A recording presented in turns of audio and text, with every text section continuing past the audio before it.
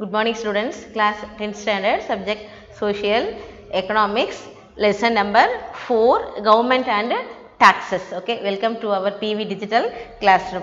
Today we explain about types of taxes. Okay, now there are two types of taxes. One is known as a direct tax and another one is known as a indirect tax. Direct tax அப்படினா என்ன? நேர்முக வரிகள் அப்படினு சொல்றோம். மறைமுக indirect taxனா என்ன அப்படினா மறைமுக வரிகள்.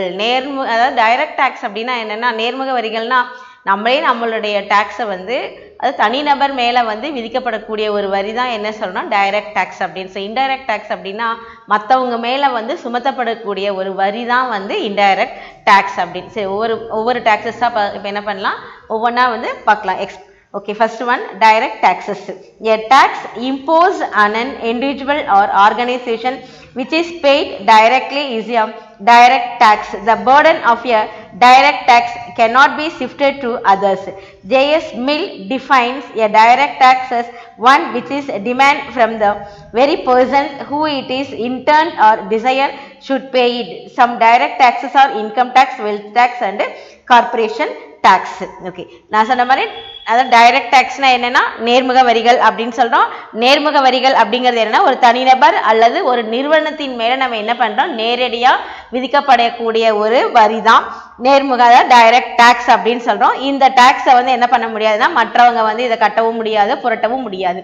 இதுதான் வந்து ப்ரொஃபசர் J.S. மில் அப்படிங்கிற அவருடைய கருத்துப்படி என்ன சொல்றாருன்னா, நேர்முக வரி என்பது யார் மீது நமக்கு வந்து அந்த வரியை வந்து விதிக்கிறாங்களோ அவங்களே என்ன பண்ணணும், அந்த வரியை வந்து செலுத்தணும், அந்த டாக்ஸை பே பண்ணணும் அப்படிங்கிறது தான். அப்ப வரி செலுத்துபவரே என்ன பண்ணணும், வரி சுமையை வந்து ஏற்கணும் அப்படிங்கிறது தான். சில நேர்முக வரிகளை வந்து என்னென்னலாம் சொல்றோம் அப்படின்னா இந்த வருமான வரி, சொத்து வரி, அப்புறம் நிறுவன வரி, இது எல்லாமே எதுல டைரக்டா வந்துருது அப்படின்னா டைரக்ட் டாக்ஸஸ்ல வந்துருது.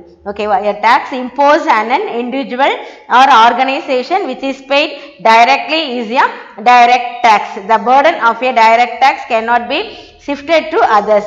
J.S. Mill defines a direct tax as one which is demanded from the very person who it is intended or desired should pay it. Some direct taxes are income tax, wealth tax and corporation tax. Okay, income tax. Income tax is the most common and most important tax levied on an individual in India. It is charged directly based on the income of a person. The rate at which it is charged varies depending on the level of income. Okay, இதில் வந்து இப்போ income tax அப்படின்னா என்னென்னா வருமான வரி அப்படின்னு சொல்கிறோம். இந்த வருமான வரி இந்தியாவில் வந்து நாம் விதிக்கப்படக்கூடிய ஒரு டைரக்ட் அதாவது நேர்முக டாக்ஸ், நேர்முக வரி அப்படின்னு சொல்றோம். இந்த வரி என்ன பண்ணுவாங்க அப்படின்னா தனிநபர் பெறுகின்ற வருமானத்தினுடைய அடிப்படையில தான் என்ன பண்றாங்க, இந்த டாக்ஸ் வந்து விதிக்கிறாங்க. இந்த வரி வசூலிக்கப்படும் விகிதம் வந்து எப்படி இருக்கு அப்படின்னா அவங்களுடைய வருமானத்தின் அளவை பொறுத்து மாறுபடக்கூடியதா இருக்கு. Okay, I repeat, income tax is the most common and most important tax levied on an individual in India. It is charged directly based on the income of a person. The rate at which it is charged varies depending on the level of income. Okay, இதில் நம்ம first பாருங்க, இந்தியாவில் வந்து முதலா வருமான வரி எப்போ வந்து பே பண்ணாங்கன்னு பார்த்தீங்களா, 1860 சர் ஜாம்ஸ் வில்சன் அப்படிங்கிறவர் தான் இந்தியாவில் முதல்ல இந்த டாக்ஸை வந்து என்ன பண்ணியிருக்காரு அப்படின்னா அறிமுகப்படுத்தியிருக்கிறாரு. 1857 அதாவது நமக்கு வந்து ஒரு அந்த சிப்பாய் மியூட்டினி அப்படின்ற ஒரு கழகம் வந்தது. அந்த கழகத்துல ஏற்பட்ட ஒரு இழப்பை வந்து ஈடுகட்டுறதுக்காக உருவாக்கப்பட்ட ஒரு வரி டாக்ஸ் தான் இந்த இன்கம் டாக்ஸ் அப்படிங்கிறது. ஓகே, இது எப்போ முதல்ல கொண்டு வந்தாங்கன்னு பார்த்தீங்கன்னா 1860 சர் ஜேம்ஸ் வில்சன் அப்படிங்கிறவர் தான் இதை என்ன பண்ணியிருக்காரு அப்படின்னா அறிமுகப்படுத்தி இருக்கிறார். Okay, next corporate tax. This tax is levied on companies that exist as separate entities from their shareholders. It is charged on royalties, interest, gain from sale of capital assets located in India and fees for a technical service and dividends. Foreign companies are taxed on income that arise is deemed to arise in India.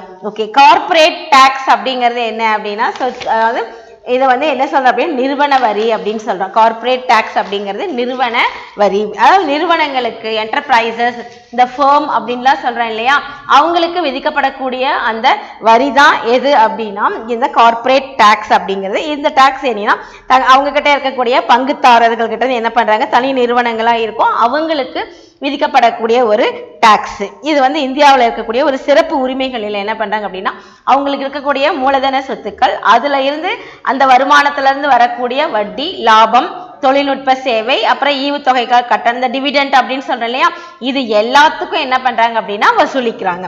Okay, இது வந்து வெளிநாட்டு நிறுவனங்கள் அல்லது இந்தியாவில் இருக்கக்கூடிய நிறுவனங்கள் அவங்க மேலதான் என்ன பண்றாங்க இந்த கார்ப்பரேட் டாக்ஸ் வந்து போடுறாங்க. ஓகே, இது வந்து இந்தியாவில் தான் இந்த வரியானது இந்தியாவில் தான் வந்து முதல்ல வந்திருக்கலாம் அப்படின்னு சொல்லிட்டு இருக்காங்க. ஓகே, இந்த இன்கம் பார்த்தீங்களா 50 கோடிக்கு மேல இந்திய நிறுவனங்கள் எவ்வளவு கட்டிட்டு இருக்காங்க அப்படின்னா 25% கட்டிட்டு இருக்காங்க. ஃபாரின் அயல்நாட்டு நிறுவனங்கள் எவ்வளவு % பே பண்ணிட்டு இருக்காங்கன்னு பார்த்தீங்களா 40% பே பண்ணிட்டு இருக்காங்க.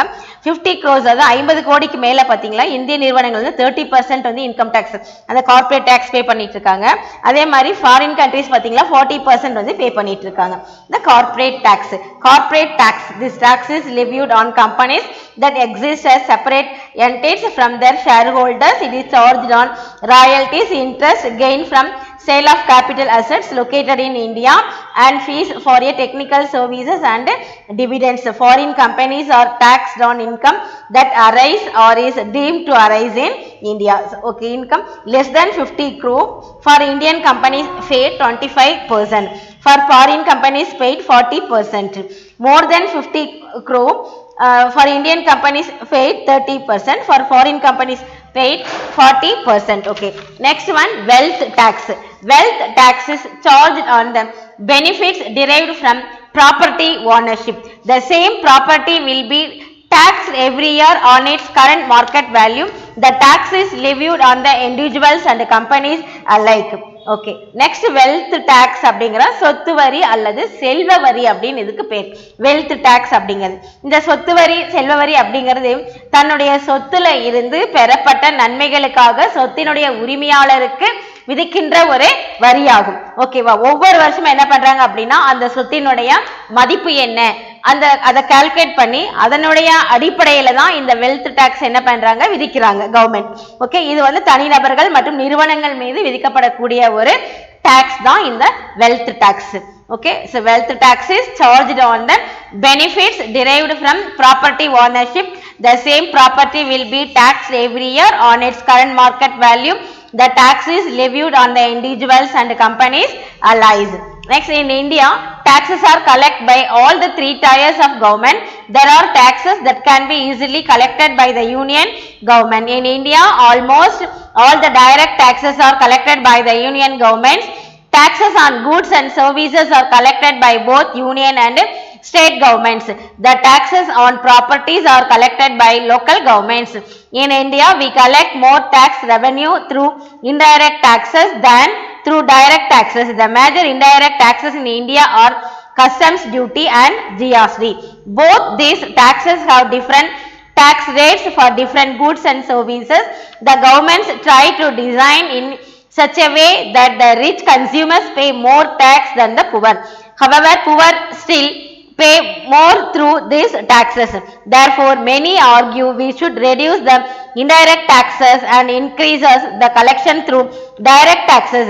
Indian tax system adheres to all the canons of taxation, but these are arguments that often the equity principle is compromised and productivity is lost when we tinker with the tax system to the advantage of a few.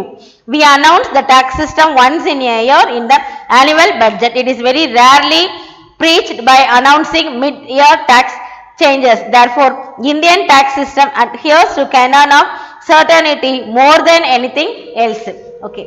So, இந்தியாவில் பார்த்தீங்களா அரசாங்கத்தினால வந்து 3 tiers அப்படின்னு சொன்னாலே 3 அடுக்கு வரி வந்து வசூலிக்கப்படுது. அதாவது Indian taxes are collected by 3 tiers of government. 3 அடுக்கு முறையில வந்து என்ன பண்ணிட்டு இருக்கோம் அப்படின்னா இந்த வரியை வந்து வசூல் பண்ணிட்டு இருக்கிறோம். இது வந்து மத்திய அதாவது சென்ட்ரல் கவர்மெண்ட் தான். சென்ட்ரல் கவர்மெண்டால என்ன பண்ண முடியுது, ரொம்ப ஈஸியா இந்த டாக்ஸை என்ன பண்றாங்க அப்படின்னா கலெக்ட் பண்றாங்க. எப்படின்னு பாத்தீங்களா, இந்தியாவில் கிட்டத்தட்ட எல்லா இடத்துலயுமே நேரடி டாக்ஸ் தான், டைரக்ட் டாக்ஸ். அது யாரால வசூலிக்கப்படுது அப்படின்னா சென்ட்ரல் கவர்மெண்ட் தான். அது என்ன பண்றாங்க, அந்த டாக்ஸை ஃபுல்லா கலெக்ட் பண்றாங்க. எதுல எல்லாம் பண்றாங்க அப்படின்னா கூட்ஸ் அண்ட் சர்வீசஸ், பொருட்கள் மற்றும் சேவை அது மேல என்ன பண்றாங்க அப்படின்னா மத்திய மாநில அரசாங்கங்களால என்ன பண்றாங்க அந்த டாக்ஸஸ் வந்து வசூலிக்கிறாங்க. அப்புறம் சொத்துக்கான வரி வந்து யார் வசூலிக்கிறாங்க அப்படின்னா இந்த உள்ளூர் கவர்மெண்ட் வசூலிக்கிறாங்க. இப்ப 3 tiers டாக்ஸ்னா புரிஞ்சிட்டு இருக்கான். ஃபர்ஸ்ட் என்ன சொல்றோம், ஃபர்ஸ்ட் டாக்ஸ் யார் கலெக்ட் பண்றாங்க அப்படின்னா சென்ட்ரல் கவர்மெண்ட் தான். அது எந்த டாக்ஸஸ் எல்லாம் சென்ட்ரல் கவர்மெண்ட் கலெக்ட் பண்றாங்க, கூட்ஸ் அண்ட் சர்வீசஸ். அது மேல விதிக்கப்படக்கூடிய அனைத்து வரிகளையுமே யார் வசூலிக்கிறாங்க, சென்ட்ரல் கவர்மெண்ட் தான் வசூலிச்சிட்டு இருக்கு. செகண்ட் வந்து என்ன பண்றாங்க அப்படின்னா அந்த சொத்துக்கள் மீதான வரியை வந்து யார் வசூலிக்கிறாங்க அப்படின்னா அதாவது உள்ளூர் ஸ்டேட் கவர்மெண்ட் என்ன பண்ணிருக்காங்க வசூலிச்சிட்டு இருக்காங்க. அப்புறம் இந்தியாவில் பாத்தீங்களா கிட்டத்தட்ட எல்லா டாக்ஸுமே டைரக்ட் டாக்ஸஸ் எல்லாமே யார் வசூல் பண்ணிக்கிறாங்க, சென்ட்ரல் கவர்மெண்ட் தான். ஓகே, டைரக்ட் டாக்ஸஸ்ல இதெல்லாம் நம்ம சொன்னோம், அதாவது income tax, wealth tax, corporate tax. இந்த 3 டாக்ஸும் யாருடைய நேரடி பார்வையின் கீழ் வசூலிக்கப்படுது அப்படின்னு சொல்லி பாத்தீங்களா கவர்மெண்ட், அதாவது சென்ட்ரல் கவர்மெண்டினுடைய நேரடி பார்வையில அது வசூலிச்சிடுறாங்க. அடுத்து பாத்தீங்களா குட்ஸ் அண்ட் சர்வீசஸ், அந்த டாக்ஸ் யார் வசூலிக்கிறாங்க அப்படின்னு சொன்னா சென்ட்ரல் கவர்மெண்ட் தான் வசூலிக்கிறாங்க. வசூலிச்சு அதுக்கப்புறம் அந்தந்த ஸ்டேட் கவர்மெண்ட் என்ன பண்ணிடுவாங்க, ஸ்பிளிட் பண்ணி கொடுத்துருவாங்க. தேர்ட் பாத்தீங்களா சொத்துக்கள் மீதான வரியை யார் வசூல் பண்றாங்க அப்படின்னா அந்த ஸ்டேட் கவர்மெண்ட் தான் அந்த டாக்ஸஸ் வந்து என்ன பண்றாங்க கலெக்ட் பண்ணிட்டு இருக்காங்க அப்படின்னு பார்த்தோம். சரி, இந்தியாவில் பாத்தீங்களா டைரக்ட் டாக்ஸஸ் விட இன்டைரக்ட் டாக்ஸ் மூலமா தான் அதிகமான வரியை என்ன பண்றாங்க அப்படின்னு வசூலிக்கிறாங்க.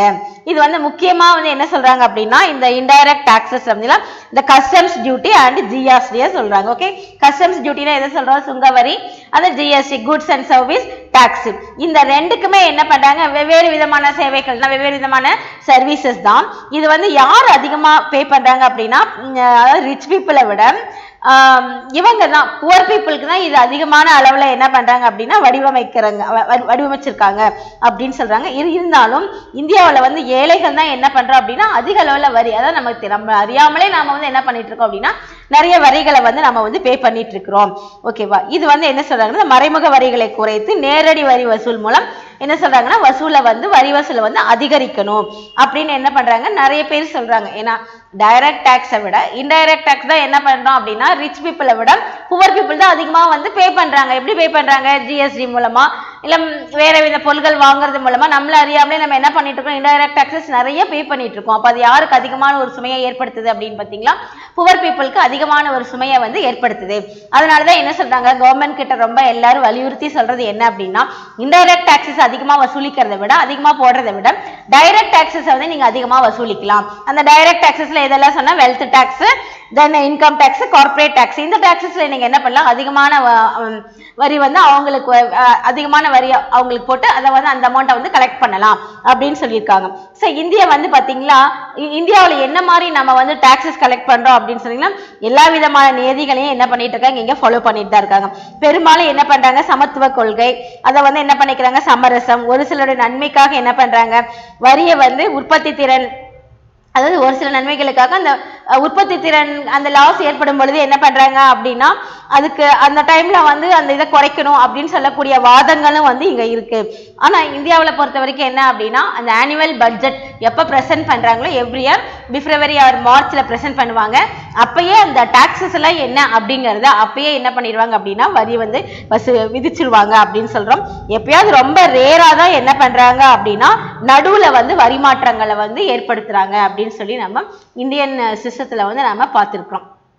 அப்ப முடிஞ்ச வரைக்கும் என்ன பண்றாங்க அப்படின்னா இந்த டைரக்ட் டாக்ஸஸ் வந்து அது வந்து நிறைய பேர் வந்து என்ன பண்றாங்க வரி ஏய்ப்புக்கு அந்த லெவிஷன் அப்படின்னு சொல்லலையும் அதுக்கு வந்து நிறைய சாதகமான ஒரு சூழல்கள் வந்து இருந்துட்டு இருக்கு. ஆனா அந்த ஏழைகள் மேல விதிக்கப்படக்கூடிய வரிகள் வந்து என்ன பண்ணிட்டு இருக்கோம் நம்ம வந்து பே பண்ணிட்டு தான் நம்ம வந்து இருந்துட்டு இருக்கோம். அதை வந்து குறைக்கணும் அப்படிங்கறதான் பல பேருடைய அந்த திங்கர்ஸ் சொல்றேன், நிறைய பேருடைய ஐடியாலஜிஸ்டா அதுதான் இருந்துட்டு இருக்கு.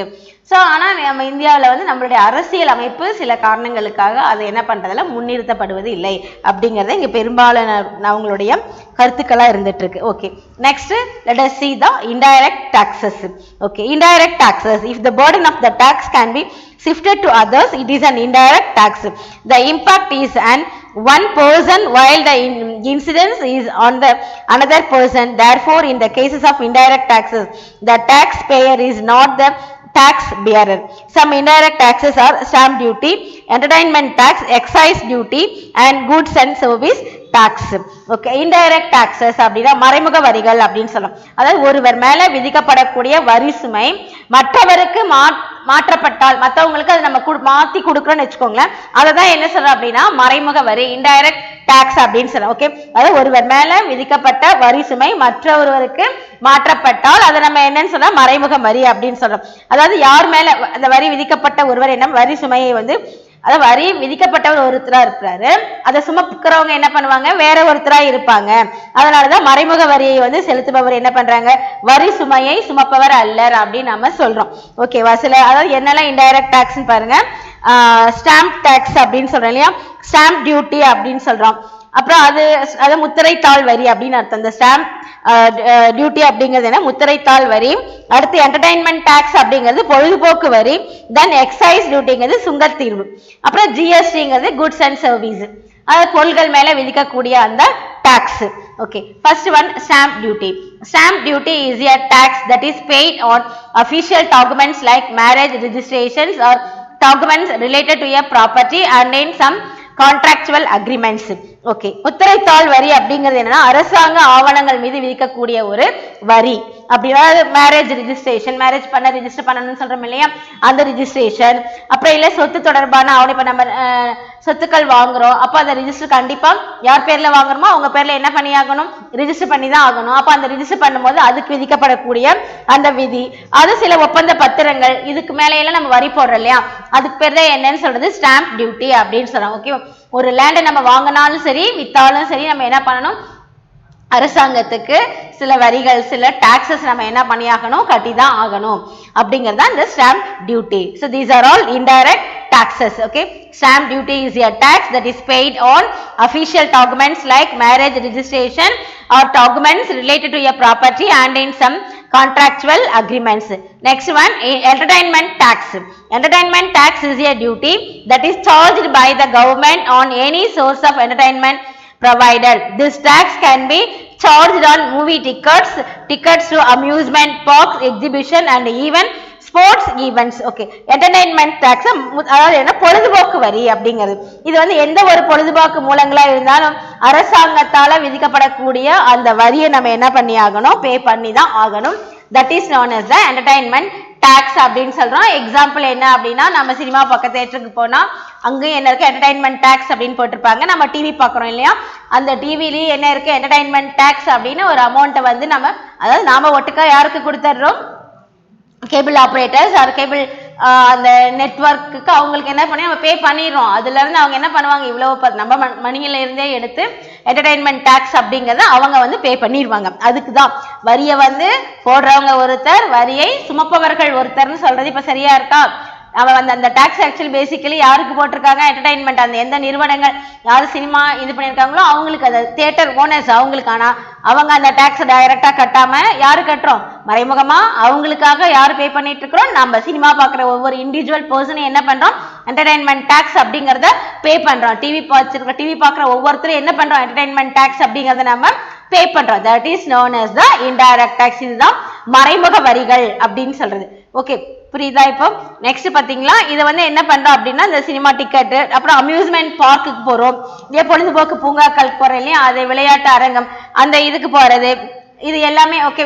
இது எல்லாத்தையும் பாத்தீங்களா இதுக்காக விதிக்கப்படக்கூடிய ஒரு டாக்ஸ் தான். எக்ஸிபிஷன்ஸ் ஈவன் ஸ்போர்ட்ஸ் ஈவெண்ட்ஸுக்கு கூட இந்த என்டர்டைன்மெண்ட் டாக்ஸ் அப்படிங்கிறது இருக்கு. Okay, so entertainment tax is a duty that is charged by the government on any source of entertainment provide. This tax can be charged on movie tickets, tickets to amusement parks, exhibition and even sports events. Okay, next excise duty. அது கலால் வரி அப்படின்னு சொல்லியா சுங்கத்தீர்வை அதுதான். And excise duty is any duty or manufactured goods levied at the moment of manufacture rather than at sale. Excise is typically imposed in addition to an indirect tax such as a sales tax. அதாவது கலால் வரி அப்படிங்கிறது என்னன்னா விற்பனையை விட உற்பத்தியினுடைய இயக்கத்தில் உள்ள எந்த ஒரு உற்பத்தி பொருட்களுக்கும் மீது என்ன பண்ற விதிக்கப்படக்கூடிய ஒரு வரி. இந்த வரி பொதுவா பாத்தீங்கன்னா விற்பனை வரி போன்ற மறைமுக வரிகளுக்கு கூடுதலா இது என்ன பண்றோம் நம்ம விதிக்கிறோம். அதுக்கு நேம் தான் என்னன்னு சொல்றது கலால், அதாவது சுங்க வரி அப்படின்னு சொல்றேன் இல்லையா. அது அதாவது நம்ம என்ன ஃபார் எக்ஸாம்பிள் என்ன எப்படி சொல்லணும் அப்படின்னு சொன்னா ஃபாரின்ல இருந்து ஒரு பொருளை நம்ம அங்கே விலை கொடுத்து வாங்கிட்டு வந்திருப்பான். இங்கே வரும்பொழுது இங்கே நம்ம இந்தியன் ரேட்டுக்கு என்ன விலையோ அந்த விலைக்கு உண்டான மாதிரி என்ன பண்ணியிருப்பாங்க, இங்கே டேக்ஸ் போடுவாங்க. அதுதான் அந்த மாதிரி போடுறதுக்கு வந்து எக்ஸைஸ் டியூட்டி அப்படின்னு சொல்கிறோம். Okay, and excise duty is any duty and manufacture goods levied at the moment of manufacture rather than at sale. So excise is typically imposed in addition to an indirect tax such as your sales tax. அதாவது விற்பனையை விட இது வந்து என்னன்னா அது கலால் வரி அப்படிங்கிறது விற்பனையை விட உற்பத்தியின் இயக்கத்தில் உள்ள எந்த ஒரு உற்பத்தி பொருட்கள் மீது விதிக்கக்கூடிய ஒரு வரி அப்படிங்கிறது தான். அதாவது இது வந்து விற்பனை வரி போன்ற மறைமுக வரிகளுக்கு இது என்ன பண்ணாங்கன்னா கூடுதலா இது வந்து என்ன பண்றாங்கன்னா எக்ஸைஸ் டியூட்டியை வந்து விதிக்கிறாங்க. அப்ப எதெல்லாம் இன்டைரக்ட் டாக்ஸஸ் நம்ம சொன்னோம், stamp duty, entertainment tax, excise duty. ஆனா இதெல்லாம் என்ன சொல்றோம், டைரக்ட் டாக்ஸஸை விட இன்டைரக்ட் டாக்ஸஸ் என்ன பண்றோம், அதிகமான அளவு நம்ம வந்து பே பண்றோம், நம்மளே அறியாமலே நம்ம பே பண்ணிட்டு இருக்கிறோம் கவர்மெண்ட்க்கு அப்படின்னு சொல்றதுதான் திங்கர்ஸ், ஐடியாலஜிஸ்ட் அவங்களுடைய கருத்துக்கள். 10,000 டாக்ஸ் பேஸா இருந்தது அப்படின்னா டாக்ஸ் ரேட் எவ்வளவுனா 10%. அமௌண்ட் ஆஃப் டாக்ஸ் எவ்வளவு அப்படின்னா 1000. அந்த டாக்ஸ் பேஸ் வந்து 20,000 இருந்ததுன்னா டாக்ஸ் ரேட் எவ்வளவு அப்படின்னா 15%. அமௌண்ட் ஆஃப் டாக்ஸ் எவ்வளவுனா 3,000. அதுவே டாக்ஸ் பேஸ் 30,000 இருந்தது அப்படின்னா டாக்ஸ் ரேட் வந்து எவ்வளவுனா 25%. அப்ப அமௌண்ட் ஆஃப் டாக்ஸ் எவ்வளவு பே பண்ண போறோம்னா 7,500. 40,000 இருக்கும் பொழுது டாக்ஸ் ரேட் எவ்வளவு வருது, 40% வருது. அப்ப ரூபீஸ் 16,000. சோ இதுதான் வந்து ப்ராக்ரெசிவ் டாக்ஸ் அப்படின்னு சொல்றோம். Next proportionate taxes. Tax levied on goods and services in a fixed portion is known as proportionate taxes. All taxpayers contribute the same proportion of the other incomes. In this method, the rate of taxation is the same regardless of the size of income. The tax amount realized varies in the same proportion that of income. Okay, proportionate tax மேக்ஸ்ல படிப்போம் இல்லையா, என்ன direct proportion அந்த மாதிரி விகித, அதாவது இது என்னன்னா விகித வரி விதிப்பு அப்படின்னு பேர். ஓகே, ஒரு நிலையான அளவுல என்ன பண்ற அப்படின்னா கூட்ஸ் அண்ட் சர்வீஸ் அதுக்கு மேல விதிக்கக்கூடிய அந்த வரி, இதுக்கு வந்து என்ன சொன்னா விகித வரி விதிப்பு முறை அப்படின்னு சொல்றோம். எல்லா டாக்ஸ் பே பண்றவங்களும் தங்களுடைய வருமானத்துல என்ன பண்ணுவாங்க அப்படின்னா அதே விகிதத்துல வந்து என்ன பண்ணுவாங்க அப்படின்னா டாக்ஸை வந்து பே பண்ணணும். இந்த முறையில பாத்தீங்களா வருமானத்தின் அளவை வந்து பொருட்படுத்தாம வரி விதிப்பு விகிதம் வந்து ஒரே மாதிரியா இருக்கும். ஓகே, இந்த பெறப்பட்ட வரித்தொகை வந்து வருமானத்தின் அதே அளவு விகிதத்துல இது என்ன பண்ணும் அப்படின்னா மாறுபடும். சோ இதுதான் வந்து என்ன சொல்றதுன்னா ப்ரொபோர்ஷனேட் டாக்ஸ் அப்படின்னு சொல்றது. ஓகே, ப்ரொபோர்ஷனேட் டாக்ஸ் மீன் எக்ஸாம்பிள் கொடுத்துருக்காங்க பாருங்க. 10,000 டாக்ஸ் ரேட் எவ்வளவு அப்படின்னா 10%. அப்போ வந்து 1,000 ரூபீஸ் பே பண்றோம். 20,000 டாக்ஸ் ரேட் 10% தான் 2,000.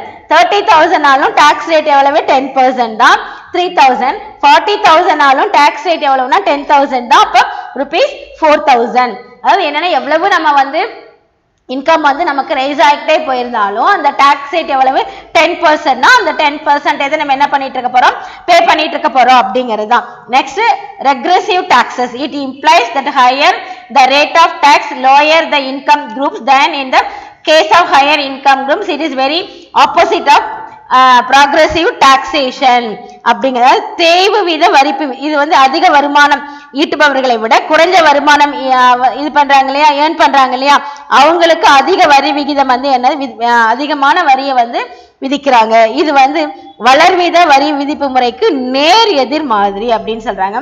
So progressive the regressive tax it implies that the higher the rate of tax lower the income groups than in the case of higher income groups. It is a very opposite of progressive taxation. Okay, progressive tax income increases, tax also increases. Example income tax. The proportional tax பாருங்க income increase ஆகுது, tax என்ன ஆகுது decrease ஆகுது. Example corporate tax. and regressive tax பாருங்க income change, same tax always. Example sales tax. Okay, the structure of goods and GST பார்க்கலாம். The state goods and services tax SD அதாவது intra-state within the state. The VAT, sales tax, purchase tax, entertainment tax, luxury tax, lottery tax and state surcharging and cases. The VAT இதுல வந்து என்ன சொல்றாங்க பாருங்க, intra-state within the state குள்ள விதிக்கக்கூடியது எதுன்னு பாத்தீங்களா VAT, sales tax, purchase tax, entertainment tax, luxury tax, lottery tax and state surcharge and cases பார்க்கலாம். Next central goods and service CGST intrastate within the state அது பாருங்க central excise duty, service tax, countervailing duty, additional duty of customs, surcharge, education and secondary and higher secondary case. அது integrated goods and service tax. There are 4 major GST rates: 5%, 12%, 18% and 28%. Almost all the necessities of life like vegetables and food grains are exempt from this tax. Okay, இதனுடைய structure என்னன்னு பார்க்கலாம். GST னுடைய structure என்னன்னு பார்க்கலாம். First என்ன சொன்னா state goods and service tax அப்படின்னு சொன்னோம். இது வந்து மாநில பண்டங்கள் மற்றும் பணிகள் மீதான வரி. அது வந்து ஸ்டேட்டுக்குள்ளதான். இது எது இதெல்லாம் வருதுன்னா வேட் வருது, விற்பனை வரி, கொள்முதல் வரி, பொழுதுபோக்கு, ஆடம்பரம், பரிசு சீட்டு, மாநில கூடுதல் கட்டணம். இது எல்லாமே எதுல அடங்கிடுது அப்படின்னு சொன்னா எஸ்டி அப்படிங்கறதுல அடங்கிடுது. நெக்ஸ்ட் பாருங்க central goods and service tax CGST அப்படிங்கிறது இது வித்தின் த ஸ்டேட் மாநிலத்திற்குள்ளதான். இது மத்திய சுங்க. அது எதெல்லாம் பாருங்க சென்ட்ரல் எக்ஸைஸ் டியூட்டி, அப்புறம் சர்வீஸ் டாக்ஸ், நெக்ஸ்ட் இந்த கவுண்டர் வேலிங் டியூட்டி அப்படின்னு கூடுதல் ஈடு செய்யக்கூடிய அந்த வரி, அப்புறம் அடிஷனல் டியூட்டி ஆஃப் கஸ்டம்ஸ் அப்படின்னா கூடுதல் ஆயத்தீர்வை, சர்சார்ஜ் அப்படின்னா என்னன்னா கூடுதல் கட்டணம், கல்வி கட்டணம், செகண்டரி ஹையர் செகண்டரி. இது எல்லாமே எதுல வந்ததுன்னா CGSTல வந்து இன்டகிரேட்டட் அப்படின்னா ஒருங்கிணைந்த. அது மேல அதாவது ஒருங்கிணைந்தங்கிறத இந்த 4 கேட்டகரிஸ்க்குல ஜிஎஸ்டி வந்து என்ன பண்றாங்க வசூல் பண்றாங்க. 5%, 12%, 18% and 28% அப்படிங்கிறது. இது எதுக்கெல்லாம் இந்த டாக்ஸ் அப்படின்னா almost all the necessities of life, அதாவது நம்ம வாழ்க்கைக்கு தேவையான எல்லா விதமான பொருட்களுக்கும். அதுல எதெல்லாம் கூட வருதுன்னு பாருங்க வெஜிடபிள்ஸ், ஃபுட் கிரைன்ஸ். இதெல்லாம் வெஜிடபிள்ஸ் அண்ட் ஃபுட் கிரைன்ஸ் அதை தவிர ஓகே அதை தவிர மீதி எல்லா பொருட்கள் மீதும் விதிக்கப்படக்கூடிய அந்த வரி எது அப்படின்னு சொன்னா இந்த ஜிஎஸ்டி. அது வந்து 4 கேட்டகரிஸா பிரிச்சிருக்காங்க. 5%, 12%, 18% and 28%. Okay, thank you students.